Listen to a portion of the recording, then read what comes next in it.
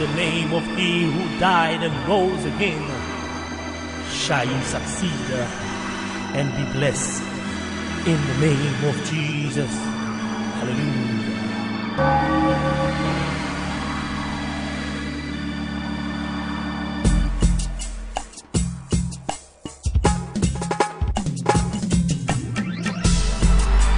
Me a done this for the Most High, Almighty God, Creator of the heaven and earth, in the supreme ruler.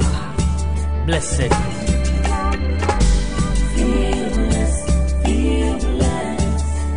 I feel blessed when I'm wrapped up in your love, dancing to my gospel song. Feel blessed, for you. I feel blessed, 'cause your promises are sure. They are yea and amen. Feel blessed, feel blessed. I feel blessed when your mantle is upon my life. I can dance like David danced. Feel blessed, feel blessed. Let me hear you feel safe, blessed. Feel blessed, feel blessed. Yeah. I feel blessed when your mantle is upon my life. I can dance like David did. Yeah, yeah, yeah, yeah. Let me hear you say, ooh, Lord. Yeah, yeah. Everybody sing, ooh, Lord. Yeah, yeah. We want on that team, look at, ooh, Lord. Yeah, yeah.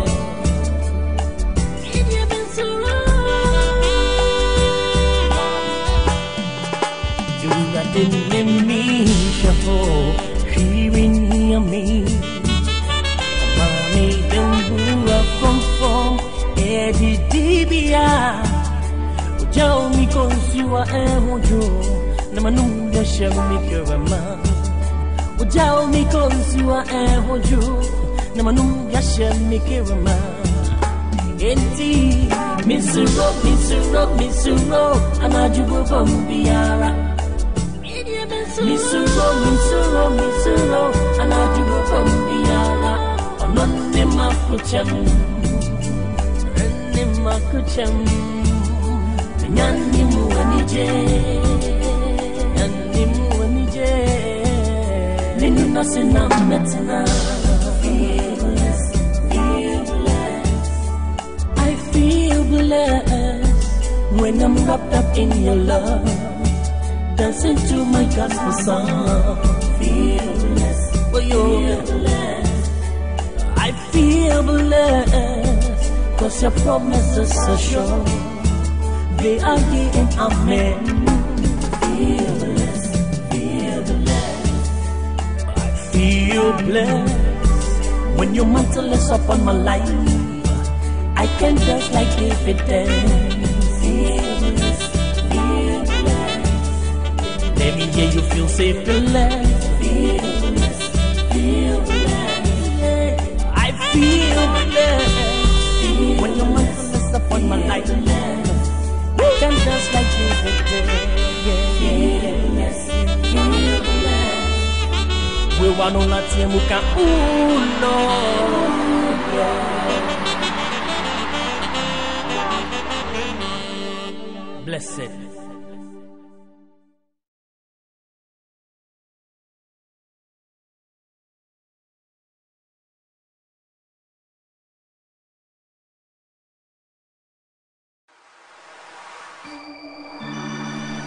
He that dwelleth in the secret place of the Most High shall abide under the shadow of the Almighty. Amesu erade se woni mi gban ko bia ne mabanka se yankopana me de me ho matoso. Surely he will deliver thee from the snare of the fowler and from the noisome pestilence. And in the name of He who died and rose again, shall you succeed and be blessed in the name of Jesus. Hallelujah.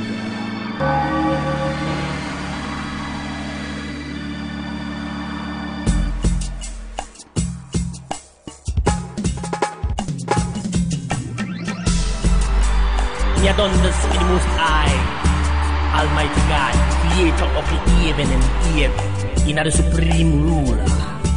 Blessed.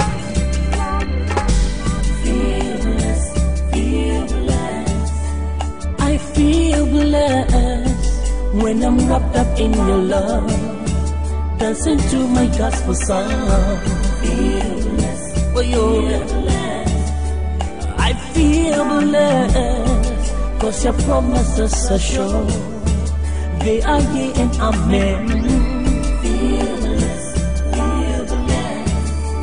I feel blessed when your mantle is upon my life. I can dance like David danced. Let me hear you feel safe, blessed. I feel blessed when your mantle is upon my life. I can dance like David did.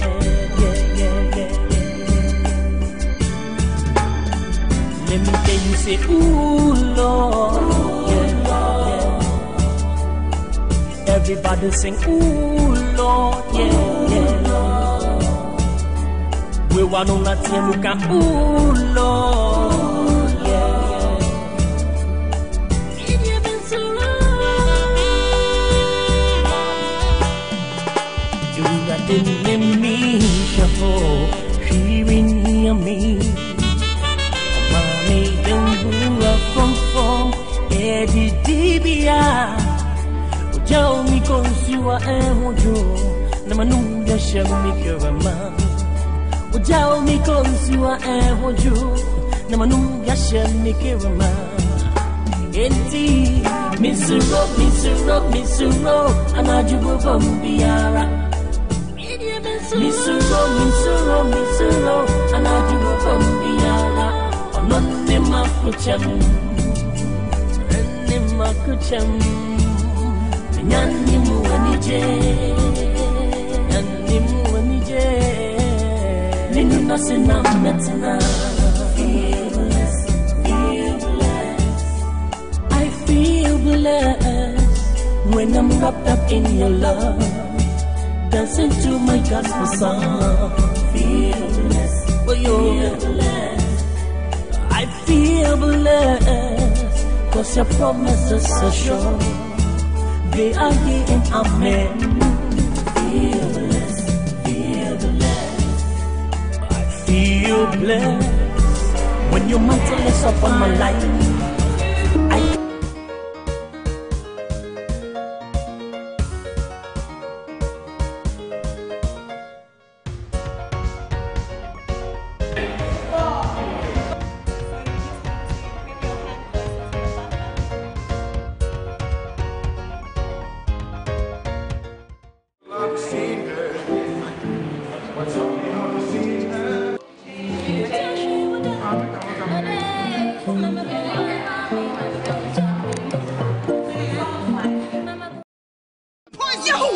For the rats. So now my daughter is a rat. Get out! Oh, I would like to stay for life. You will stay for Special delivery shows at Roverman Productions in partnership with the National Theatre and TV3 presents the latest WHYTE play, Special Delivery. Mother, your angel Sylvester tried to poison me. Yes, me.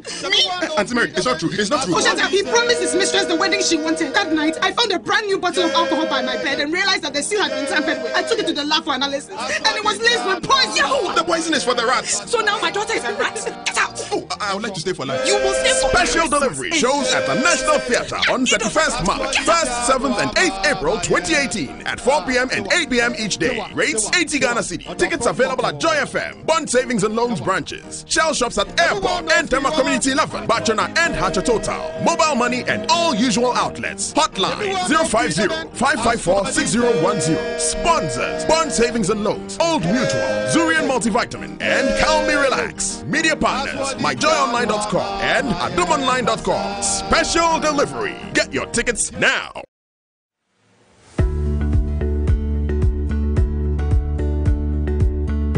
Hello, they call me Uncle WHYTE. I am the CEO and Artistic Director of Roverman Productions. What matters now is that I am committed to you becoming the best you can be.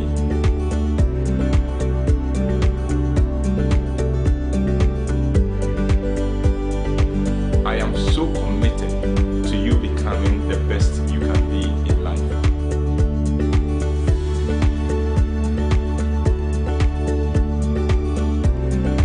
Join me on Facebook Live, and I'll be sharing with you what happens, what goes wrong when we move from courtship into marriage, what to ensure, how to ensure that your marriage becomes one continuous courtship. Join me there with your questions, and let your friend join you, and let's have fun.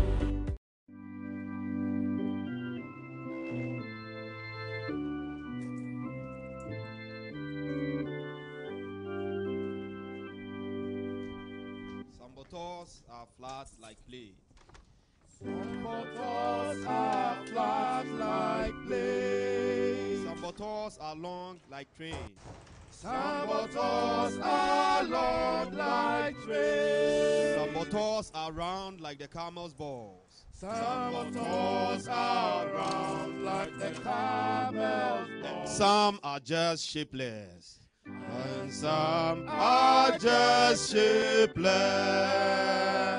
Some bottles are round like the camel's balls, and some are just shapeless, just shapeless. Second stanza.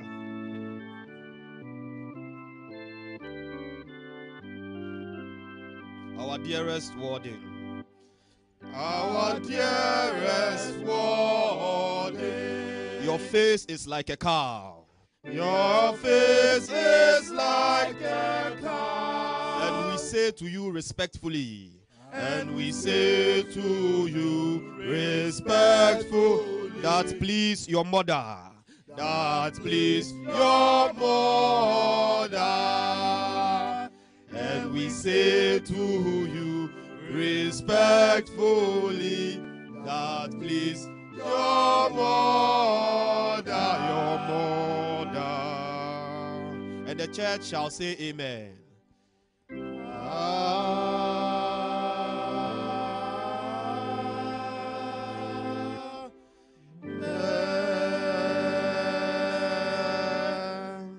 In different ways.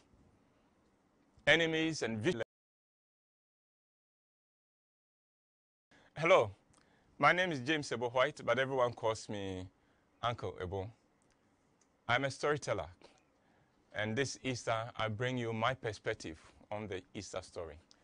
We've heard the Easter story so often that we tend to let it roll over us. It doesn't get inside us. So I bring you 8 lessons I gleaned from the Easter story. And I hope that these stories would help you see the relevance of Easter, even for the 21st century. So here we go. 8 of the many lessons that I gleaned from the Easter story. 1, resurrection is possible. In life, we are crucified and buried in many ways and in different ways. Enemies and vicious tongues bury us. Illness buries us. Setbacks bury us. Poverty buries us. And there are always people who make it their business to destroy us. And when we respond to these with the right attitude, we can look at our enemies, at what our enemies are doing to us, and still pray, Father, forgive them, for they do not know what they are doing. And then when we do that, we put ourselves in a position to experience resurrection. Resurrection is not possible when we are in the tit-for-tat mode. Resurrection is also not possible when we succumb to fear, bitterness, and despair. Resurrection is not possible when we are self-absorbed and cannot accept the purposes of God for our lives. Resurrection begins only when we realize that in all things, God works together for good, for those who love him, those who are the called according to his purpose. So lesson number 1, resurrection is possible. Lesson number 2, redemption is possible. Think of Peter denying his master 3 times when he has sworn to stand by him. A disciple does not fall lower than that. But when he repented, he was forgiven and restored.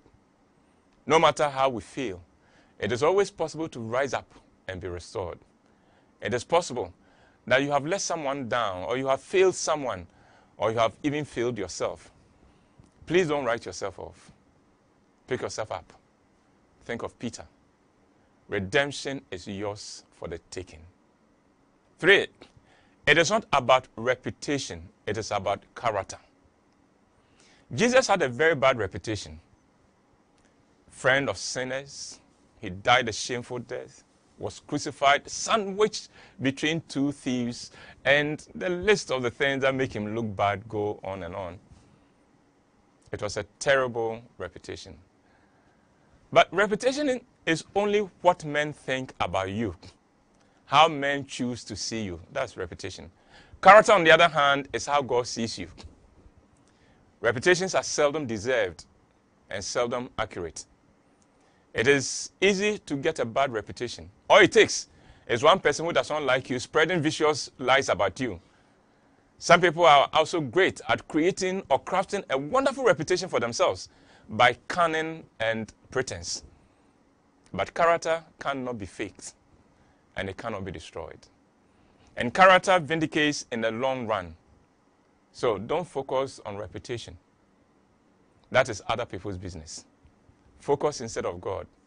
That is between you and your God. Character matters. Lesson number 4. When the story is not over, it may look as if you have been defeated. When the enemies of Jesus succeeded in manipulating the system to crucify him, they might have gone away congratulating themselves for a work well done. But that was not the end of the story. When Joseph's brothers sold him into slavery, they thought it was over with him. But that was not the end of the story. Always wait for the end of the story. Today, it may look as if you have failed and your enemies have succeeded. Just as it was in the case of Jesus, the case of Joseph, Daniel, David, and the list goes on and on. Your story is not over when your enemies get their way. Hold on to the hope and faith and move forward with love and with malice toward none. Your story is not over yet. Lesson number 5. The religious establishment is often more callous than the political establishment.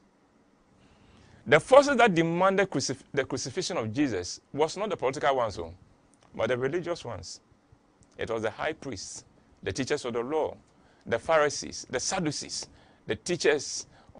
Those were the forces that combined to demand that Jesus be sentenced to death and crucified, even when the political system, headed by Pontius Pilate, was willing to discharge him, to acquit and discharge him.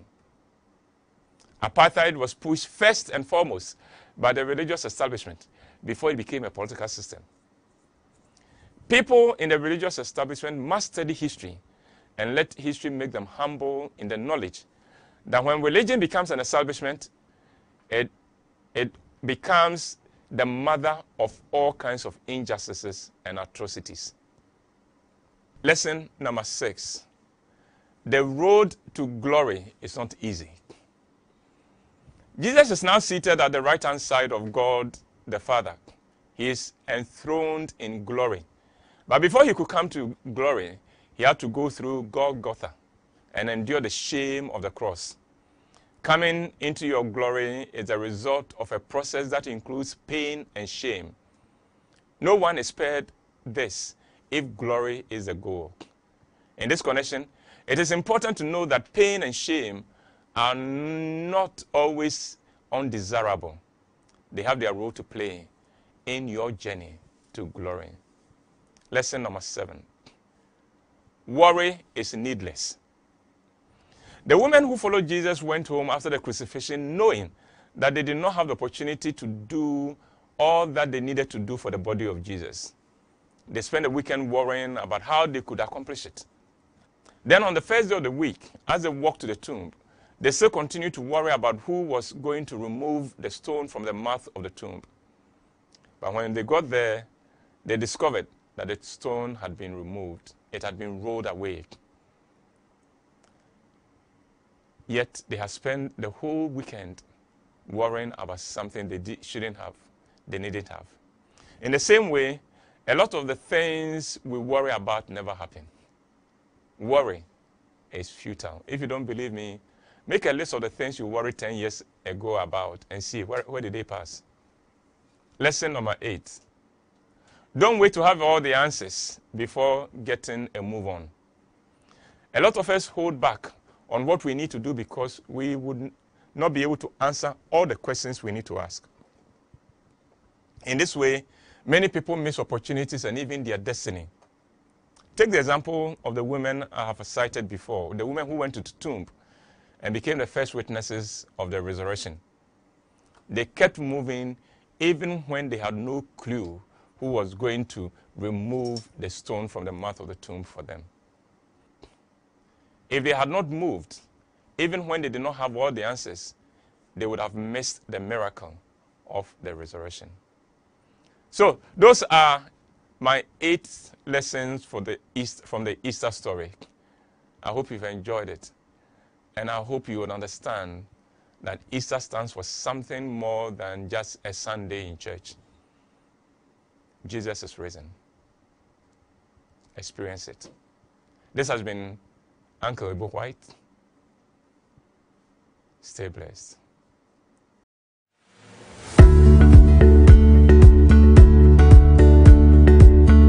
Hello, they call me Uncle WHYTE. I am the CEO and Artistic Director of Roverman Production. What matters now is that I am committed. Hello and welcome. I'm so grateful that you could join us. My name is James WHYTE. Everyone calls me Uncle WHYTE. And this is ENCORE, the Facebook Live platform on which we discuss all things love, marriage, and relationships. Now, if you have been a regular, you've joined us on a regular basis, you will realize that we just came out of a long, a 26-week expedition of looking at the letters of the alphabet and seeing how relevant they were. Now, on the back of that, there were a lot of questions that had come up. So we began to treat them. So we've dealt with all those questions. Now, today we're going to deal with one of the issues, the last issue that came up from all of you, the issue of in-laws, how to deal with in-laws. And but before we go into that, I'd like to wish everyone happy Easter, because this is the Easter weekend. It's already begun. Today is Good Friday. And my Good Friday message to you is this. If people ever accuse you wrongly, remember that they accused Jesus wrongly too. And if they did it to Jesus, who do you think you are? So when they do it to you, I mean, just let it roll. They did it to Jesus. Even Jesus was crucified. If they are crucifying you in social media, count it all joy, okay? And, and then just also a reminder that this weekend, that is on the 31st of March and the 1st of April, at the National Theatre, my latest play, Special Delivery Runs, opens to the public. And it will run on the 31st of March, 1st of April, and then a week later on the 7th and 8th of April. If you are in Accra or within easy reach of Accra, I would encourage you to come and watch. It's an incredible play, and it will be time well spent and money well spent as well. So I hope we'll see you there. So we'll take a short break, and when we come back, I'll go straight into the issue of in-laws. Are they monsters, masters, or blessings? We'll be right back. Roverman Productions, in partnership with the National Theatre and TV3, presents the latest WHYTE play, Special Delivery. Your angel Sylvester had tried to poison me. Yes, me. Auntie Mary, it's not true. It's not true. Oshata, he promised his mistress the wedding she wanted. That night, I found a brand new bottle of alcohol by my bed and realized that the seal had been tampered with. I took it to the lab for analysis, and it was laced with poison. The poison is for the rats. So now my daughter is a rat. Get out. Oh, I would like to stay for lunch. You will stay for Special delivery shows at the National Theatre on 31st March, 1st, 7th, and 8th April 2018 at 4 p.m. and 8 p.m. each day. Rates 80 Ghana City. Tickets available at Joy FM, Bond Savings and Loans branches, Shell shops at Airport and Tema Community 11, Bachana and Hatcher Total, mobile money and all usual outlets. Hotline 050-554-6010. Sponsors: Bond Savings and Loans, Old Mutual, Zurian Multivitamin, and Calm Me Relax. Media partners: MyJoyOnline.com and AdumOnline.com. Special delivery. Get your tickets now.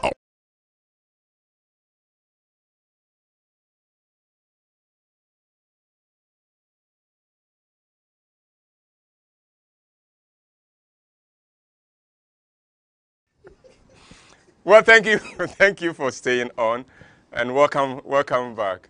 Once again, this is ENCORE, and we're going to deal with in-laws, the issues of in-laws. Now, let me just make a statement before I go on. I'm going to try to make this as light as possible, because the issue itself is difficult. A lot of people have all kinds of issues with. So I'm just going to look at the light side as much as possible. But in the end, I believe that we'll cover everything that we need to cover. So I'll begin with the kinds of in-laws that we have. If I ask you how many kinds of in-laws we have, I'm sure you'll give me about 4 or 5. I'm here to tell you that we have 15 different kinds of in-laws. 15. So if you're ready, let's go. And then identify what kind of in-laws you have, and then each of the 15 different kinds, the strategy to deal with them is very, very different. And so it won't be a one fix for all. Get to know what kind of in-laws you have, and then you will know how to deal with them. Sometimes they are a combination of more than one. So here we go. In-law number 1, the dependent in-law. This is an in-law who is dependent upon your spouse. The dependent in-law. It may be the parents, or it may be the siblings. But the point is that your spouse is their source. Their source. Dealing with that kind of in-laws is a very different game altogether. 2, the benefactor in-law. This is an in-law that your spouse owes so much to, even his own life. Possibly, it may not even be the parent. This kind of in-law may not even be the father or the mother. It may be an auntie, an uncle, who stepped in when the parents were not in a position to help, and then paid school fees, provided accommodation, and raised your spouse, the benefactor in-law. The interesting thing with the benefactor in-law is that that in-law himself or herself may never intrude on your marriage. But every child of that benefactor becomes a responsibility of your spouse, because he feels that I owe this couple or this person so much that everybody associated to this person becomes my responsibility as well. 3, the sponsor in-law. This is the in-law who sponsors you, your marriage. You know, the kind of in-law that when you are broke, you run to, or your spouse runs to. That kind of in-law, when it comes knocking at the door, is a very different thing. Then 4, the rival in-law. The rival in-law. This is often, but not always, the sister-in-law or the mother of your spouse or the sister of your spouse, who sees themselves as your rival. They, for all intents and purposes, are married to your spouse, just that they know that they can't have sex with him. That's the only reason why you are there. So in their mind, you are there only on a very limited thing. You are there you are on a student visa. Do you understand me? You don't have a working permit. Your role, your responsibility, very, very limited, because they think we could have married him, except that the society will not permit us to marry him. So these are your rivals. when you have rival in-laws, forget about trying to make up with them. They won't mind you. They won't mind you. 5, the disapproving in-law. This is an in-law who from day one did not like the marriage, did not want your spouse to marry you. So was against the marriage from the beginning, and quite often they stay that way till they die.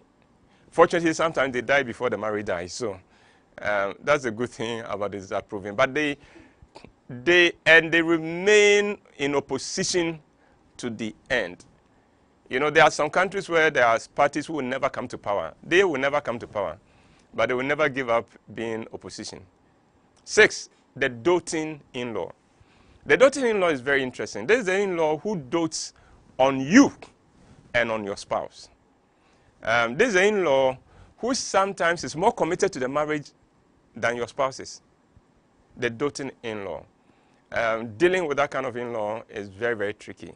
The interesting thing is that the doting in-law often doesn't give many, many troubles. 7, the landlord in-law or landlady in-law. This is the in-law in whose house you are staying, in whose house you are living. And quite often, he is also living or she's also living in the same house or the next compound or things. In other words, it's an in-law you can't avoid. And who, as a matter of right, can come into your home at any time. 8, the tenant in-law. There's a tenant who is the in-law who is living with you.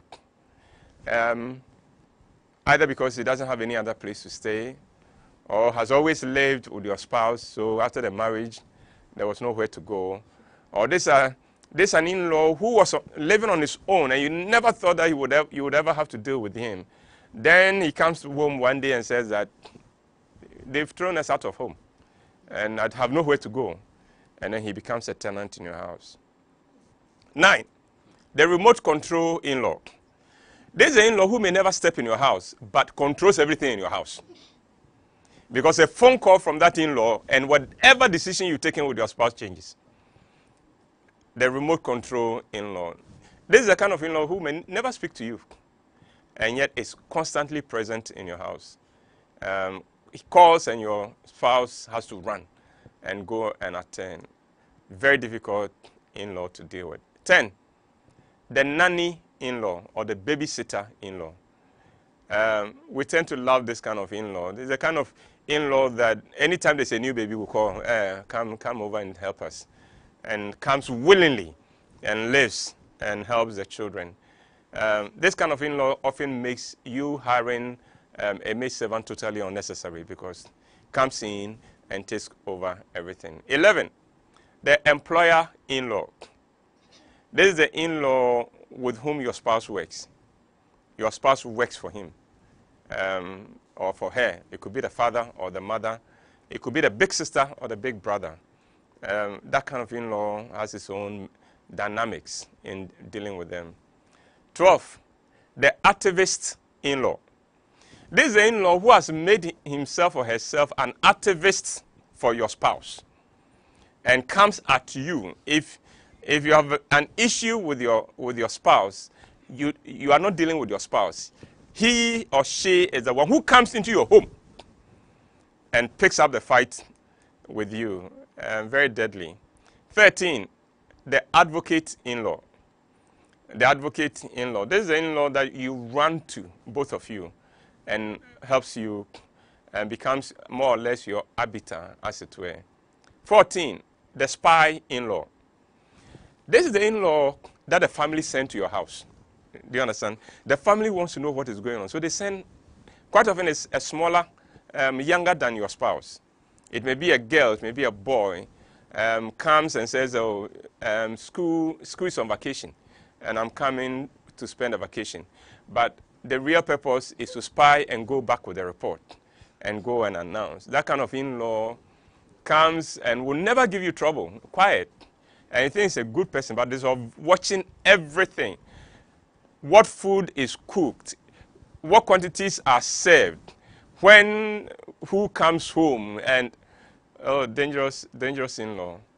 And finally, 15, the voice of reason in-law or the conscience in-law. This is the person who calls your spouse to order. He's the kind of person who is so principled, will not allow the child or the nephew or the niece to mess you up. This is the kind of in-law who can call your spouse and say, hey, if they did it to one of your siblings, would you be happy? Don't do it to somebody's child. Great in-law, and we love to have them. Now that we know the different kinds of in-laws we have, and I gave you 15, I'm going to tell you the reason why you have issues with your in-law.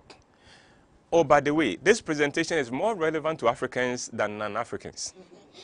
So let me put it out there. Reasons why in-laws are an issue. 1 and 3, I'm just giving you 3 reasons. 1, marriages don't always last. That's why in-laws are that's why you can't write off in-laws. And that's why you can't allow your own people to be written off by your spouse. Because that marriage may not last. Family may last forever, but marriage may not. That is one of the reasons why in-laws are an issue. 2, our culture and traditions are still very strong. They are still extremely strong, and they influence what role our in-laws can play. Don't forget that, especially in Ghana, the tradition was that you married into a family. You didn't marry the boy or the girl. When you are a girl and you are married, they are marrying you to bring you into their home. There was another tradition that a wife was always an additional labor for the farm, whose job is to help us raise more laborers for the farm. Children were seen as laborers for the farm. So the more you had, the more hands you had. And that is the reason why polygamy, for instance, was accepted. Because the more women you can afford to marry, the more hands you have for the family farm. So traditions, unfortunately, the times have changed, but it's difficult to change the mindset of people. In the autobiography of Lee Kuan Yew, he talks about an interesting thing.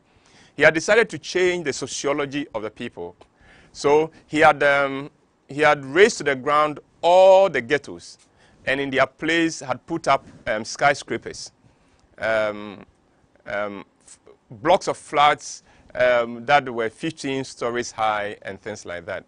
And he said one day he went to visit one of the blocks, and he discovered that people living on the 15th floor were still keeping sheep. So they would bring the sheep down in the morning, and in the evening get the sheep up. And he said it was such an interesting thing, seeing them trying to get the sheep to go up. You know, they had moved into a skyscraper, but their mind was on skyscraper mind. Their mindset was on skyscraper.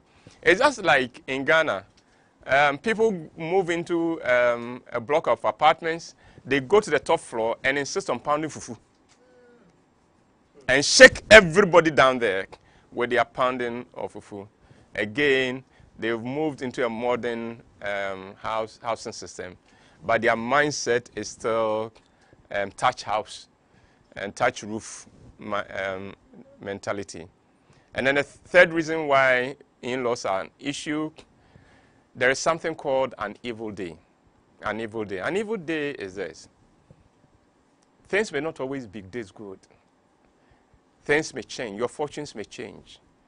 That is why you can't afford to ignore in-laws. Because when an evil day comes, you have no idea who you would have to depend on.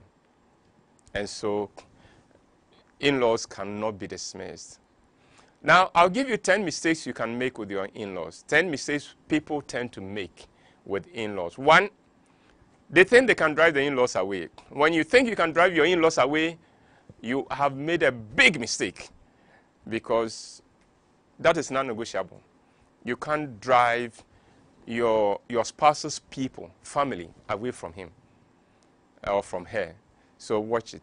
2, when you see them as unwanted parasites.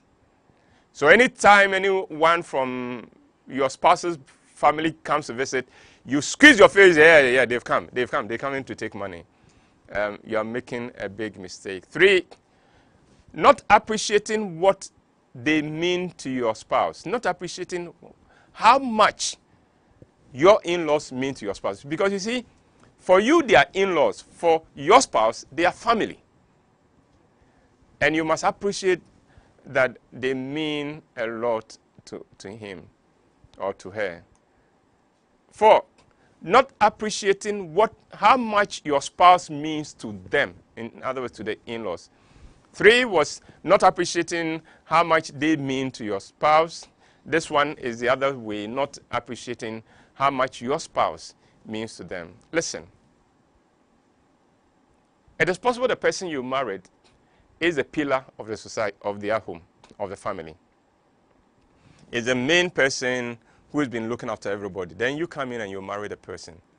You must understand, you have married their everything.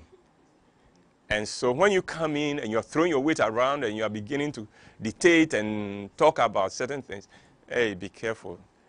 5, doing power play with them. Don't do power play with your in-laws. We'll see who is more important. No, that power play, it is not right. 6, showing contempt or disrespect to your in-laws. That's a mistake. 7, not drawing a line for them, for your in-laws early in your marriage. In other words, the recommendation is that as soon as you get, even before you get married, you and your partner should discuss the role and the place, the limits and the room you will be willing to allow your in-laws to operate in. Can they come for a visit? On what terms can they come for a visit? How long can they stay? Are we going to live with any of them? What kind of arrangements are we going to have with them? Which of them can come to the kitchen and which of them cannot come to the kitchen? These things you must discuss and agree on before you marry and insist on it early in your marriage. Because if in the early days of your marriage, if you are just being nice to them and allowing them to have their way, the chances are that when you need to put your foot down, the issue will become even more difficult. 8, cutting financial support to your in-laws. This is Ghana. Obia Hiamwa. You know, so when you cut, you insist that we won't send them any money, you may be destroying your marriage. 9, thinking that your in-laws are on your side. Your in-laws are not on your side. So be careful what you tell them and how you run to them. And finally, 10, thinking your in-laws are against you. So note, 9, they are not on your side. 10, they are not against you. They have a stake in your spouse. That is their position. If you are good to their son or to their brother or to their daughter, they are happy with you. If you are not good, and if their son or their sister or their brother comes or their daughter comes complaining, then you are a bad person and you must be attacked. Let's look at 13 common problems we have with in-laws. 13. 1, they interfere. It's a common problem. In-laws who interfere in a relationship. Now again, I'm not giving specifics. I'm not distinguishing between brother-in-law, sister-in-law, mother-in-law, father-in-law. But I'm putting them all together as in-law. They interfere. And interference, one source of the interference is that your spouse runs to them with everything and they welcome him. The mature and sensible in-laws, as soon as your spouse runs there, they will drive him back, go back. But there are in-laws who would take him or her in, and then they will come and try to interfere with the two of you having to work things out yourselves. 2, they criticize your style. So your style could be anything: the way you cook, the way you run the home, the way you keep the house, the way you raise the children. Even the kind of career you are involved in, they can criticize it. And that becomes one of the common problems that people have with their in-laws. 3, they are manipulative.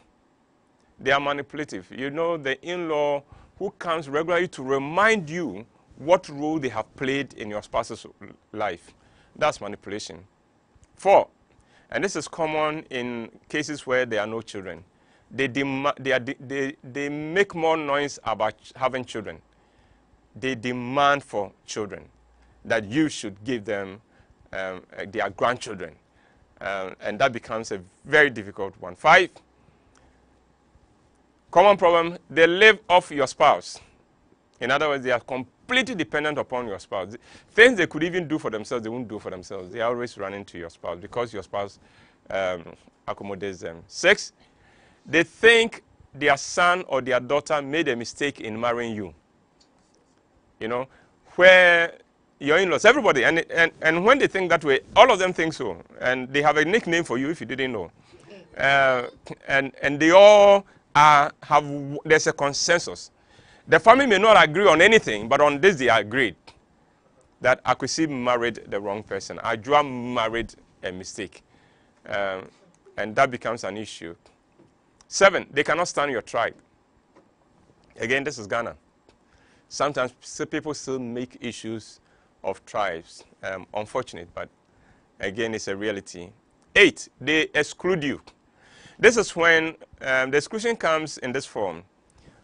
When you are around and you don't speak their native language, they change it into that language. So for instance, I'm a Fanti. So if I want to exclude my in-law, that's my son-in-law or daughter-in-law, when I go to visit them and I know he doesn't speak Fanti, I speak Fanti with my child. So you can be there and we are chatting, but we are totally excluded. And that is one of the most painful and difficult things to deal with. 9, they come to visit without notice. And they operate as if you are the stranger in your own home. They operate as if they own the house. Those are the in-laws. As soon as they enter, they go to the kitchen, open the fridge, help themselves with anything in the fridge. They even come into your bedroom. And if you stop them and say, hey, it's our child's room. Very difficult to deal with. 10, they regard you as a parasite of their son or their daughter. They think you...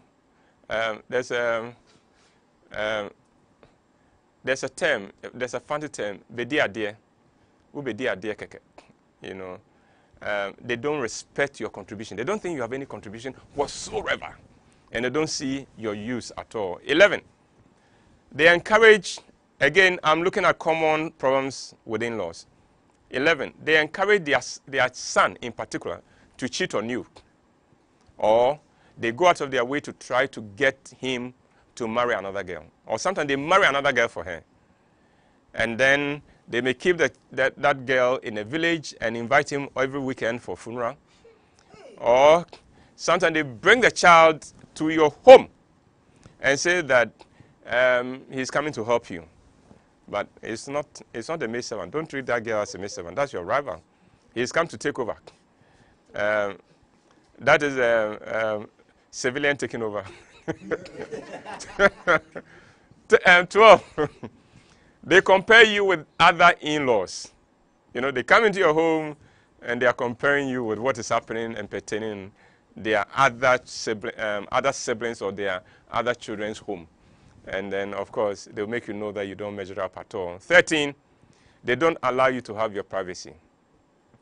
So we dealt with the common problems we have with them. Let's now move on to how to deal with them. I'm going to give you 10 ways of dealing with your in-laws. 1,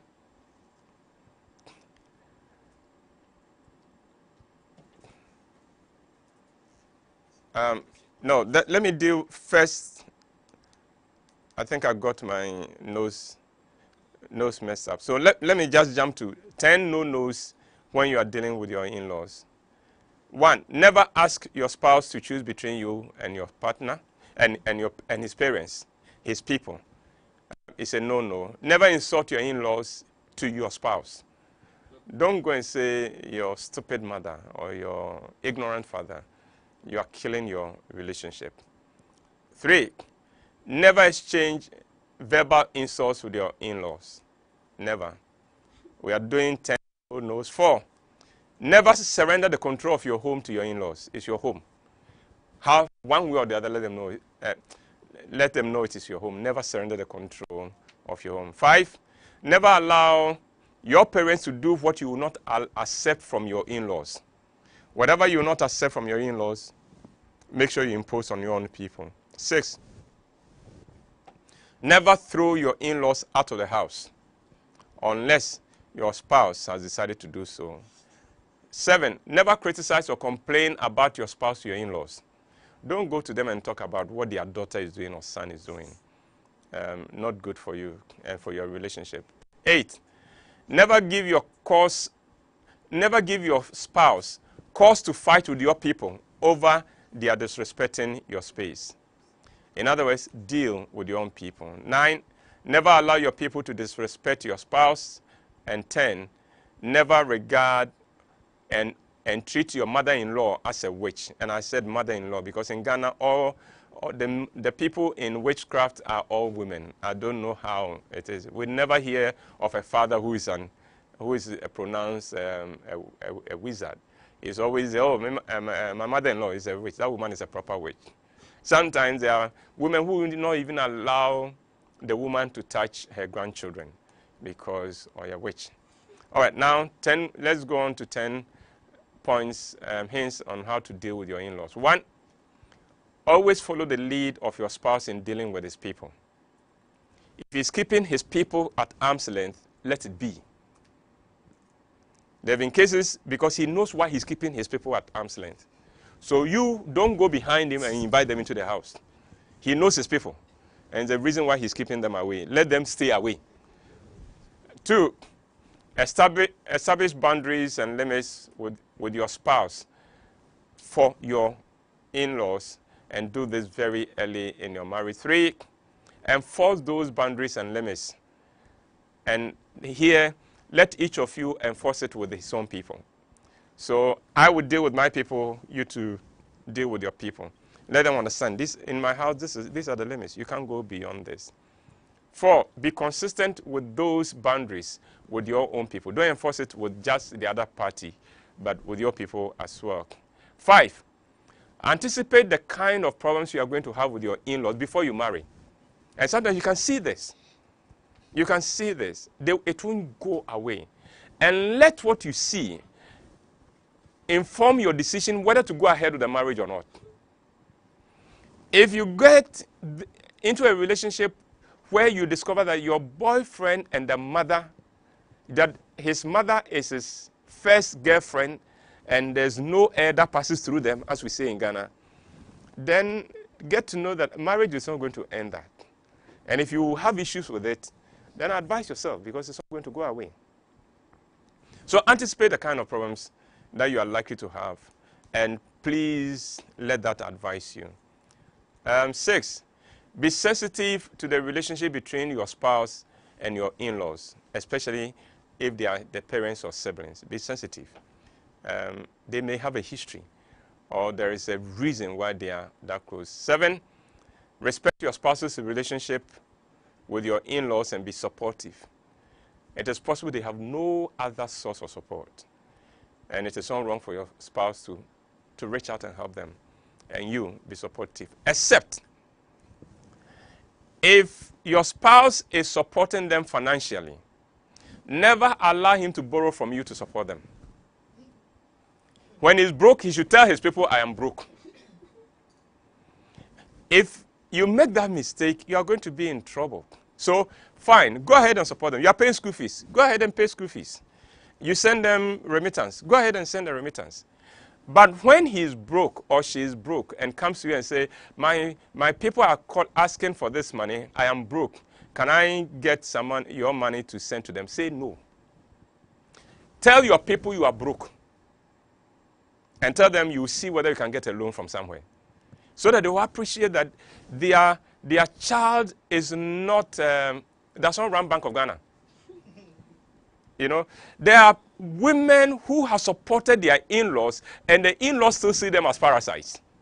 Because the money never comes through them. It comes through their son. So they call their son, and the son brings the money and brings the money. So they keep on asking, you, what's your use in the house? They can come to the house and disrespect you. So let him support. But when he runs out of money, he should tell his people, I have run out of money. Minibi, I don't have the money.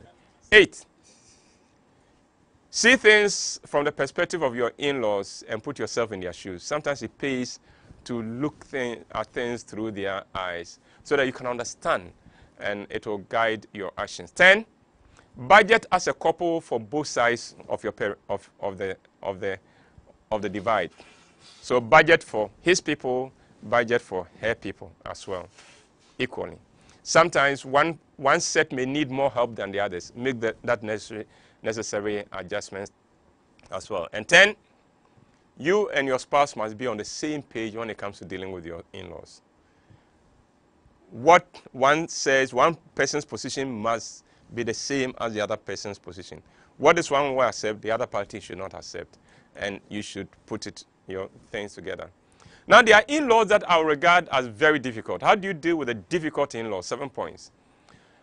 Let your spouse know and appreciate what is going on with this difficult in-law. So let your spouse know that your father has no respect for me. Your brothers have no respect for me. They did A, B, C, D. Let your spouse be in the know. 2, don't take your in-laws' behavior personally. Sometimes it's just that they were not properly brought up, or they are bush people. They don't know how to conduct themselves well, or they are toxic people, and they are just doing who they are. So you just ignore them. Rise above them and ignore them. 3, don't discuss what is going on in your relationship with this difficult in-law. It would only make matters worse. 4, accept the fact that you may never win this in-law over to your side. Sometimes people try too hard to win an in-law to themselves, to their side. Some in-laws will never be on your side. Accept that one. Let them be. 5, keep a distance from this in-law. As often as you can, avoid any contact with this in-law. 6, always be respectful but not docile. Be respectful, but don't let them walk over you. Definitely not in your home. And 7, don't keep your contribution to the home a secret. Let your spouse's people know your contribution to the home. Let them know. Otherwise, they are going to assume that everything they meet is from their child. Let them know. If you have a contribution in the house, let them know. So that they don't go out, they don't come and say, banifie. Yeah, banifie. So behave. Make them aware of your contribution. Well, let me end with healthy ways, 7 healthy ways to see your in-law. If you saw them in this way, it will help you, make it easier for you to relate better to them. 1, see them as family. Instead of seeing them as outsiders, see them that I have become part of this family, and therefore my family base has widened because of this, of them. 2, see them as insurance. Again, like you remember what I said, the evil day, you never know where life will take you. You never know what life will throw at you. Even for the sake of your children, when you and your spouse are not there, it will be your in-laws who come in and take care of them. So see them as an insurance. 3, see them as a support. Sometimes we know the roles that mother-in-laws and sister-in-laws have played, sometimes coming to the house and running the home while the two of you go out there to pursue your career. And then the next, see them as a network. This is your network, a network for you and your children. So your in-laws have a certain, they move in certain circles. Relate to them in such a way that everybody in that circle also become part of your network. So you have a very broad network for yourself and for your children. Then the next, see them as referees. You and your partner are the boxers. There is a referee, helps you to keep doing the right thing and not going overboard. Next, see them as counselors. They could be counselors. But finally, 7, see them as legacy. This is part of your legacy, the legacy for the children. Your in-laws will become the legacy for your children. And if you have a good relationship with them, that legacy can be deep and it can be solid. Well, so that is the issue of in-laws in relationships. I hope you've picked something out of it. I would pause here and take your questions and your comments later on. let the community come alive, and let's have a relationship. We'll take a very short break, and when we come back, we'll be having the interaction. So, please don't go away. Honey, I have laid the bed.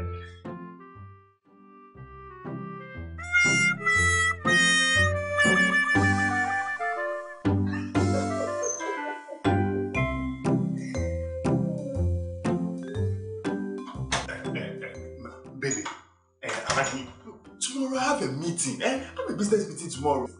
Sir? Oh, sweetheart. Here, take this.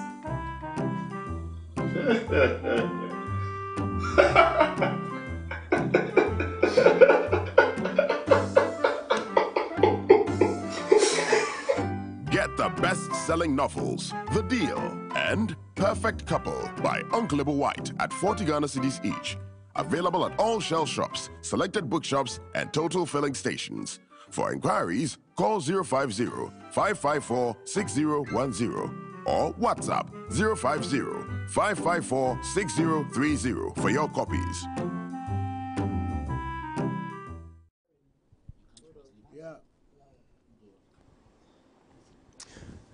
Hello, and thank you for staying with us. Once again, remember, on the 31st, that is those of you watching live, that's tomorrow, at the National Theatre, my play special delivery runs. 4 is the first show, the second show is 8. The play will be repeated on Easter Sunday at the same National Theatre, 4 and 8, and then the weekend after that as well. Hope to see you. And when you come, just introduce yourself as part of the online community, and we'll be so happy to see you. I'll be very happy to see you. So, well, let's have the interaction. All right. Nivan the boy says, how do you deal with a tenant-in-law since you can't throw them out? Can you hasten them getting out? If you're in the if you have the means, sometimes it may be useful to get a place for them. Sometimes, if you have the means, it will be worth the privacy it buys you is worth it. So you help them to move out of the house. But in terms of hastening them out of the house, sometimes the way you do it may even make them stay longer and put pressure on your relationship. Because don't forget that anytime you have issues with your in-laws, you are putting pressure on your spouse. And you are stressing your spouse out. So watch that. From Mims. Uncle, I told my guy that if his mother doesn't like me when he introduces me, I won't marry him. And he got very angry with me. Was I wrong? No, you were not wrong, but you shouldn't have told him. There's certain things don't say them out, but act them. In saying it now, it's become a fight. But you could have just gone there and see. I'm sure he was upset on, why are you looking at the negative? How can you assume that my mother won't like you? And that, for me, is troubling because, you see, the mere fact that you're entertaining it means that you may see what you want to see. The old lady may still like you, but you may see a certain attitude, read too much into it because you become too sensitive to it. So. Andy says, most of the issues are easily solved by the husband. Don't go starting confusion with in-laws. Yeah, don't. Don't go start confusion. From Akwesi. Uncle, I'm going out with a lady. It is a long-distance relationship. I plan on visiting my in-laws, but my mother-in-law says she doesn't want to see me. What do I do? Wow. Your mother, that's your prospective mother-in-law because she hasn't become your mother-in-law yet.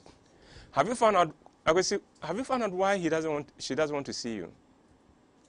Or has she heard something about you? What is it you're dealing with? So let your lady go to the mother and find out why they don't want to see you. Why they don't want to see you.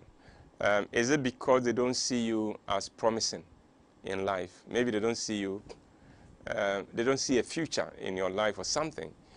Get to know what it is, and then knowing it, you can advise yourself accordingly. On your comment about letting your in-laws know how much you contribute to the house, yes, there are a few responses to that. Awula says, "Bam, they should know." Then, but Nana Sabia also says, "Right, the moment you let them know you provide, they start calling you names that you are the King Kong of the house." Or ignore them. It's better that way than for them to see you as a parasite.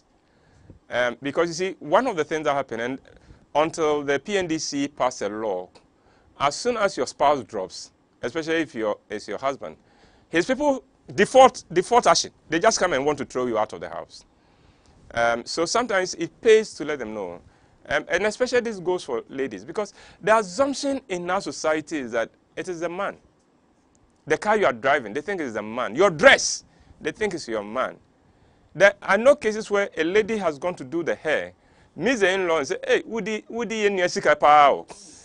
because they are looking at the hair, and this was her money." So it pays sometimes to let them know that, hey, I have independent means. But having let them know, please, if they come to you for money, don't give. They'll go to their brother or to their son, not to you. Don't let them come directly to you. As soon as they come, tell them you don't have it. You don't have it. From Niamate, how do you handle an in-law who is overbearing and also your boss? Also your boss. And that's the employer in-law. That's the employer in-law. Ask for a heavy dose of humility. And move into the full respect kind of mode. It won't hurt. Because really, you don't have much of a choice. But you should work towards getting a better job somewhere else. Yes, if you can, but that could also come with its own issues. Depending on this thing. For instance, if it tells you that I am running this company so I can leave it for you and my daughter, you and my daughter, or you and my son, then they are locking you up. Do you understand me? And they will see you're moving away as disloyalty. And your problem will not come from him or from your in-law or from her. It will come from your spouse. Because they will go to him and said, or to her, and said, "What happened to your spouse? Why is he running away? Why he doesn't want to contribute to the family wealth?" So a bit of be clever, be as wise as a serpent, and as harmless as a dove.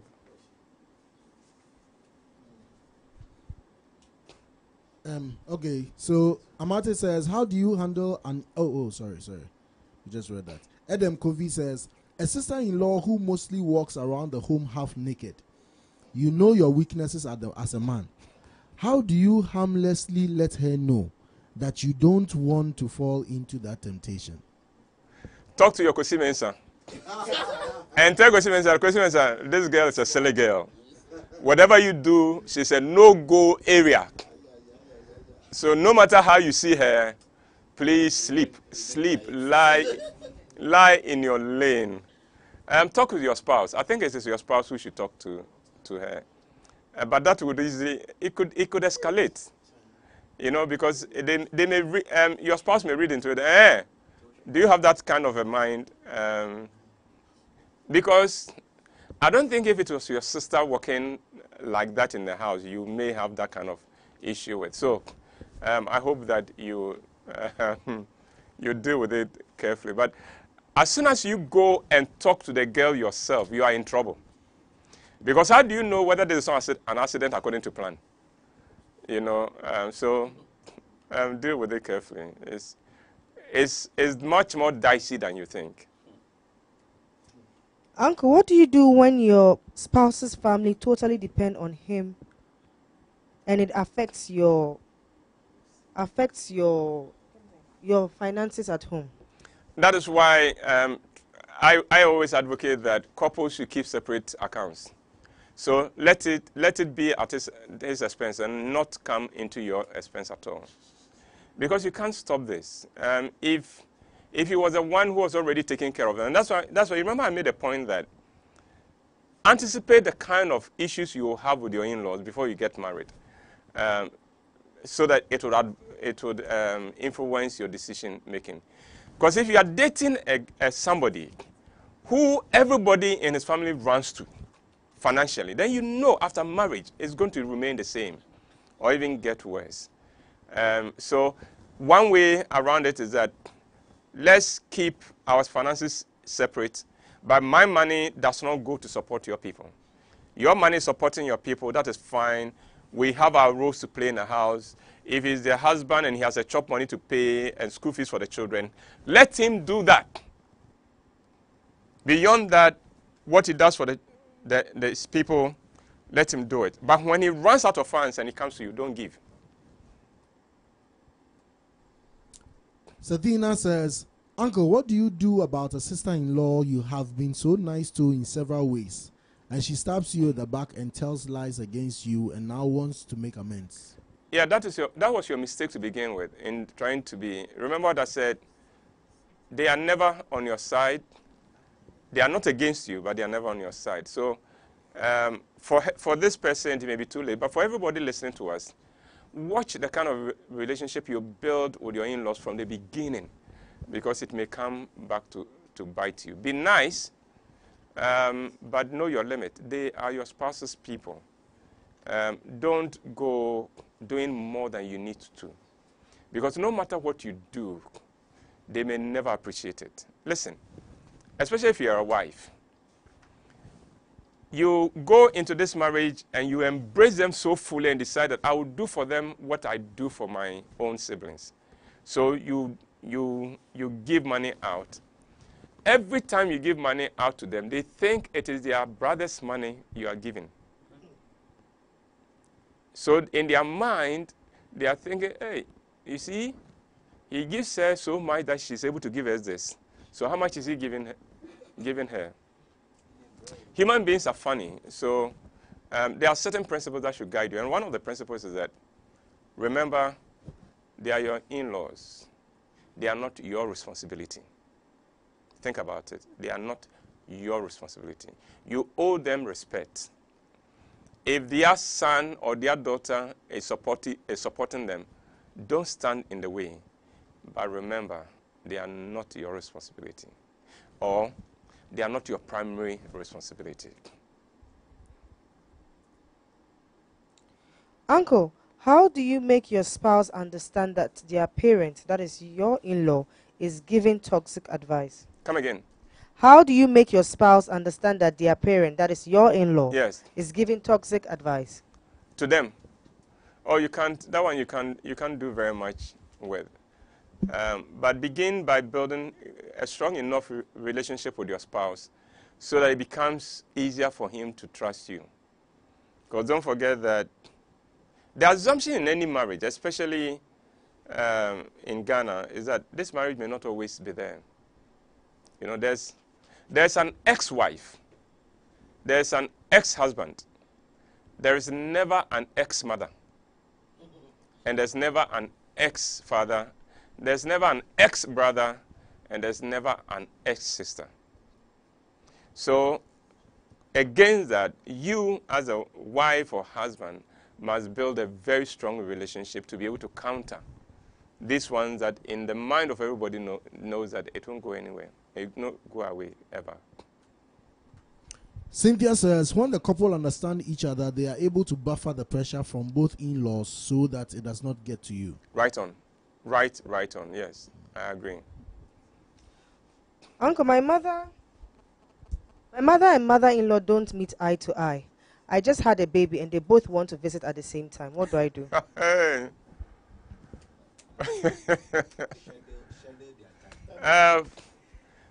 Send a message to the Red Cross that you will need one van in front of your listing.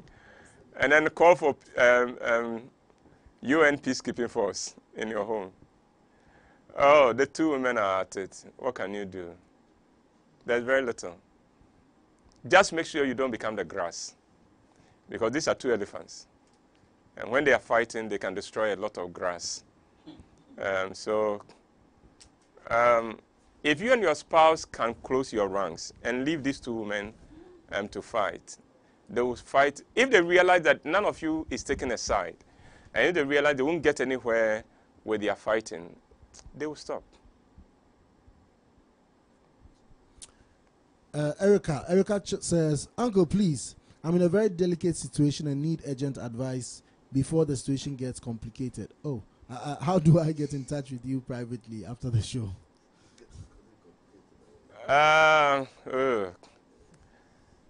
said that I am in the middle of my production right now, and it will be a little bit difficult. So if it is as urgent as you make it seem, then I may not be useful.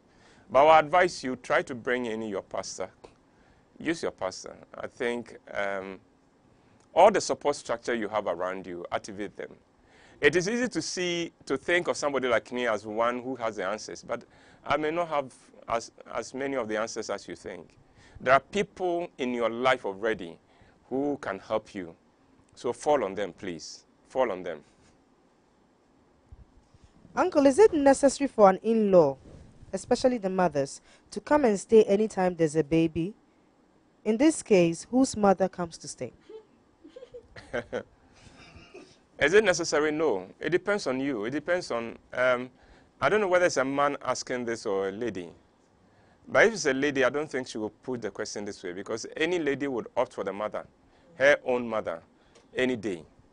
Unless the mother is the kind of, the kind of mother we read of in Kumawood films. But every lady, of course, will be much more comfortable with the mother, all things being equal. Daily, first child or so, yes. The lady's mother, if she's in good health and can spare the time, that is always useful. But the choice is between you and your husband.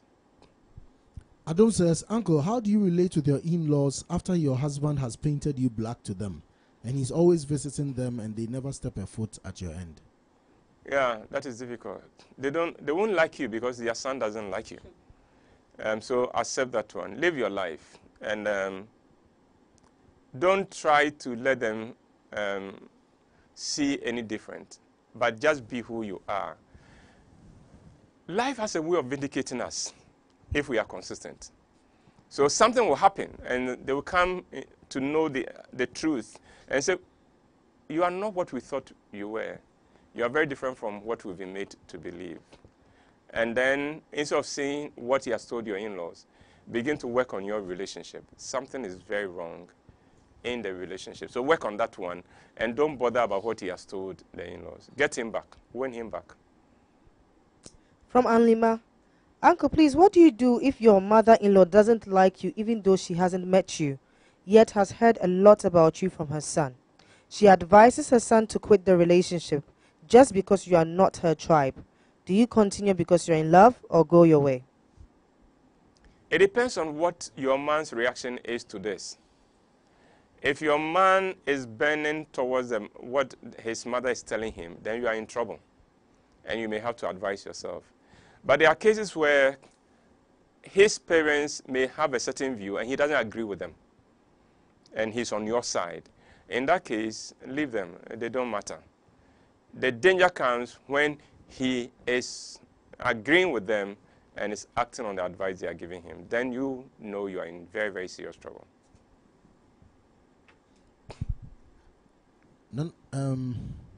Okay, so Nee says, Uncle, if an in-law discovers something negative about a spouse, do they have the right to tell their children, even if they are right? Come again. They discover something negative? Yes. About their daughter-in-law or their son-in-law? Yes, about their in-law. Yes. Do they have the right to tell their children, even about if it? They are right? Yes, they do. Hey, don't forget that their loyalty is to your spouse. They are invested in your spouse's well-being. They owe it to the spouse to tell him or to tell her. That one, yes, it's within their right to do so. Uncle, we have a plea.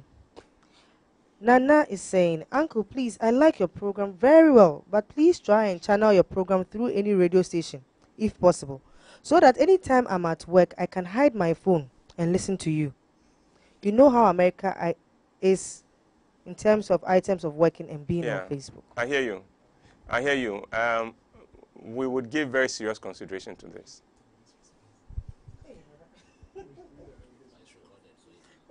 Yes, but you can always watch it. You can always watch it later because the recording is always there online. So if you can't watch it live, you can always watch the playback. You can always watch the recording. So you won't lose much. There's an opposing party. The opposing party says, Nana, what kind of advice is this? Please move back to Ghana so we can all enjoy looking at Uncle's handsome face whilst watching Uncle.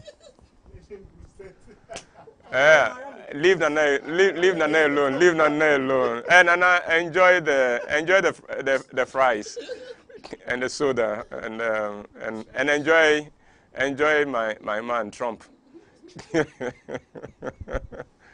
All right. Abizi, do you have anything? Okay, so one just came in. Okay, so Adam Kovi, he's the one whose sister-in-law is walking around half naked. He said, he said he has taken advice. You talk to his Kwesi Mensah. But then he's back again. He says, my wife and my mom are really friendly. Were really friendly before we got married. After 2 years of childless marriage, my wife suspects my mom to be spiritually responsible for our childlessness. She has had some dreams about that and says a prophet told her something similar. I know my mom is a very prayerful woman, and I don't believe that. How do I convince her that it's not true and try to reconcile them? Adam, don't bother about convincing her. Don't bother. No, it's not useful. It's not necessary. But a few principles. I have a big issue with those who are told that so-and-so is a witch and they move against the person. Those people, if the witch destroys them, they deserve to be destroyed because they are fighting the wrong way. The Bible says that we wrestle not against flesh and blood. But it also says that the weapons of our warfare are not carnal. Why are we fighting them carnally? At any rate, if you say you are a Christian, why are you afraid of the witch? You mean your prayers, the witch can override your prayers? Why are we so scared of witches in Ghana? And why do we have so many witches in Ghana? Is it only in Ghana that God created witches? Why? I think we should stop this. And because of that, ministries are coming up, and their sole purpose is to show that everybody around us is a witch. Very soon, we'll have nobody to turn to because everybody will be a witch. Your truck driver will be a witch. Your taxi driver will be a witch. You walk to work because you have nowhere to go. What is this? I like to deal with principles. My principle is this. Let me tell you a story. When I was in my teens, someone called me and told me that, Kwabena, your mother is a witch and he will use his witchcraft to destroy you. And this is what I said to the person. I said, oh, if my mother is a witch and has used her witchcraft to raise me to this level, and she now wants to destroy me, she has earned the right to destroy me. So please, let her go ahead and destroy me. The person said, Kwabena, is that what you are saying?